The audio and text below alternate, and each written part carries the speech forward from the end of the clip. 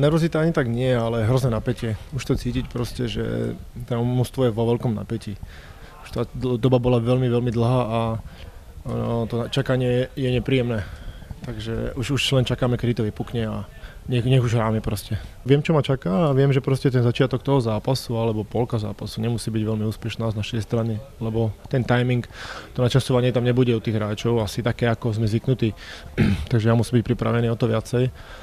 A oni môžu niečo zmeniť, ja môžem zmeniť veľa, takže ja s tým počítam a snažím sa na to pripraviť čo najlepšie. Čaká nás veľmi, veľmi ťažký súper, asi najťažší z toho predkola. Nechcem akože ubližiť Zlínu, ale ten Chomutov proste podľa mňa je z tej štvorky, čo hrali najlepší. Bojovný, urputný hokej, veľmi defenzívny, poctivý, dobrá taktika, majú dobrého trénera. Bude to ťažká séria, všetci to vieme, všetci sa na to pripravíme úplne zodpovedne a verím, že zvíťazíme, pretože tá kvalita tu je v tejto kabíne.